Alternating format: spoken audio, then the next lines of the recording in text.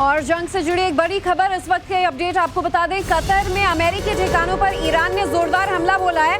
America का base यहां पर मौजूद था। अमेरिका के अल उदीद एयर बेस पर ये हमले ईरान की तरफ से किए गए हैं। आपको बता दें कि कतर की राजधानी दोहा में धमाके सुनाई दिए।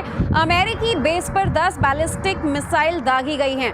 कतर में लगातार सायरन बजने लगा है, खतरे के सायरन बजाए जा रहे हैं और हमलों के बाद कतर ने एयर स्पेस बंद कर दिया है। आपको बता दें, ईरान ने अमेरिका के हमलों के जवाब में अब अपना ऑपरेशन बशारत अल फतह शुरू किया है और ईरान के खास तौर पर निशाने पर अमेरिकी बेस हैं और इराक, बहरीन, कुवैत में ये हमले किए गए हैं। 4 देशों के अमेरिकी बेस पर ईरान का ये हमला हुआ है।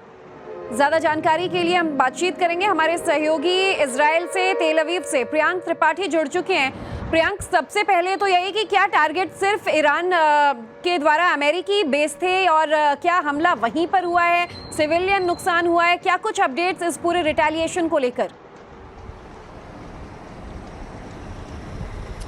जी देखिए, अगर आम भाषा में बात करें तो जब कोई इंसान गुस्से में आता है तो कुछ भी करने के लिए तैयार हो जाता है।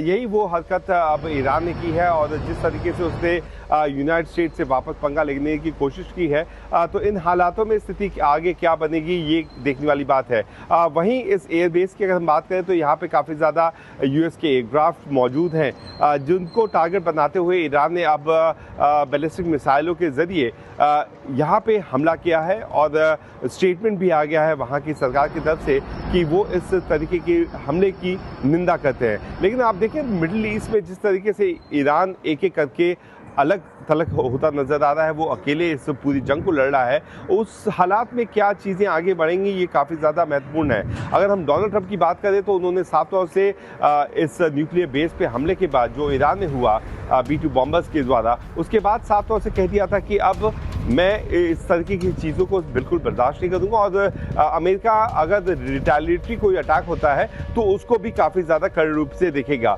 इन हालात में ईरान ने एक बार फिर से वही किया जो जिसकी सबको सुगबुगाहट थी कि खमनेई अपने उम्र के आखिरी साल में है, उन्हें पता नहीं वो कब तक जिंदा है कब तक नहीं है, या यूएस उन पर अटैक कर दे या इजराइल अटैक कर दे। ऐसे हालात में अपने तकरीबन 30 से 40 साल के जो शासनकाल है जिसमें उनका काफ़ी ज़्यादा दबदबा था, उसको लेकर के वो किसी भी स्टेप को लेने के लिए तैयार हो सकते थे। ये बात सुबह से और कल से ही चलती आई थी। ऐसे हालात में अब कतर पे हमला जाहिर सी बात है। और जैसा प्रियांक आप समझा रहे हैं कि गुस्से में इंसान जब करता है बिना सोचे समझे एक्शन ले लेता है, ईरान ने भी वही किया। लेकिन क्या फिलहाल सिर्फ कतर बेस पर हमला किया गया, क्या अमेरिकन बेस को डायरेक्ट कोई नुकसान पहुंचा है, या फिर बताया जा रहा है कुछ और जगहों पर भी जितने मिलिट्री बेस थे अमेरिका के वहां पर भी मिसाइल अटैक्स किए गए? क्या ऐसा भी कोई अपडेट?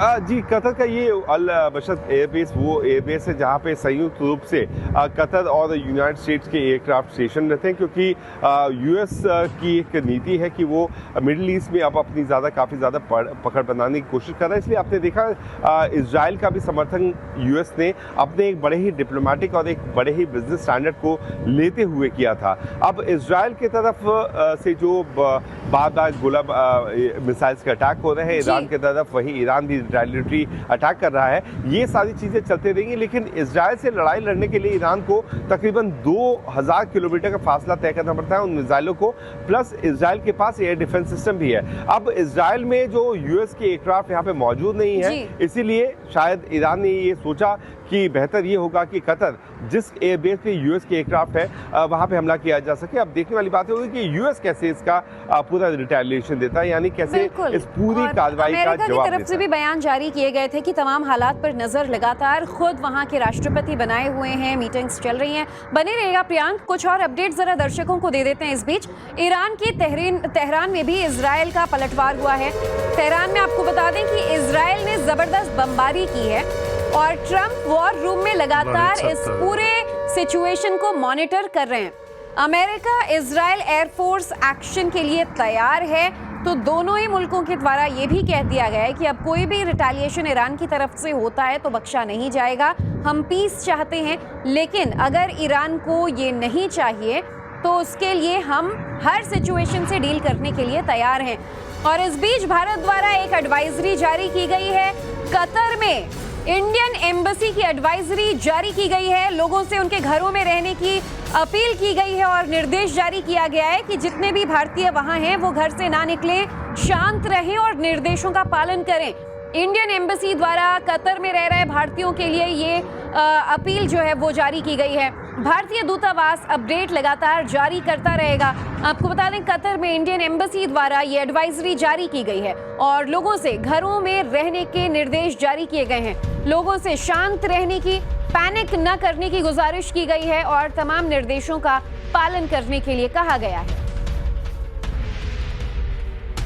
और प्रियांक लगातार हमारे साथ मौजूद हैं, जो ग्राउंड रियलिटी सिचुएशन हम तक हूबहू पहुंचा रहे हैं। प्रियांक, जिस तरीके से हमले किए जा रहे हैं, एक तरफ इजराइल, अमेरिका ने यह साफ कर दिया है कि हमारे तमाम जो मिलिट्री स्टाफ हैं वो तैयार बैठे हैं, हम भी रिटेलिएट करेंगे, लेकिन चाहते हैं कि शांति रहे।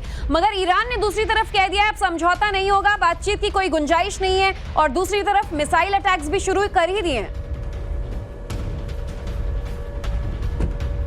बिल्कुल, खमनेई ने ये साफ तौर से कह दिया था कि जो हमारे खिलाफ अटैक करेगा हम उसके खिलाफ वो खुल करके सामने आएंगे।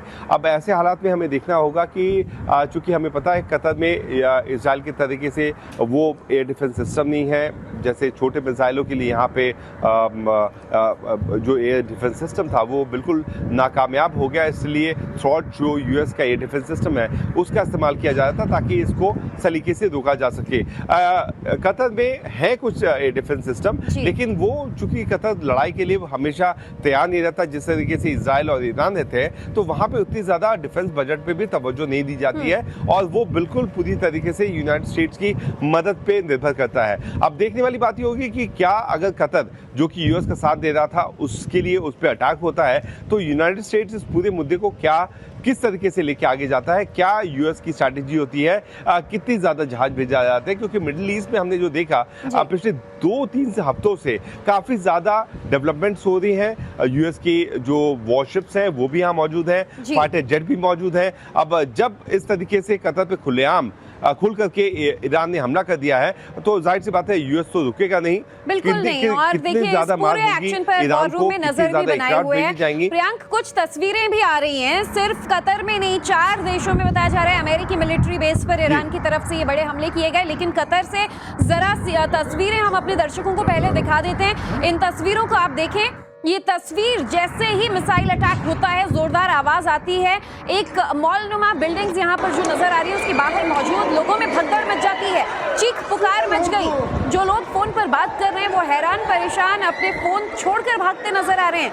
ये महिलाएं जैसे देखिए किस तरह जान बचाने के लिए चीखती नजर आ रही हैं। और उसी दौरान मोबाइल फोन में रिकॉर्ड हुआ ये वीडियो देखकर आप समझ पाएंगे कि जैसे ही मिलिट्री एयरबेस पर अटैक हुआ कैसे कतर में भगदड़ मच गई। और ये एक मॉल के पास की तस्वीर बताई जा रही है।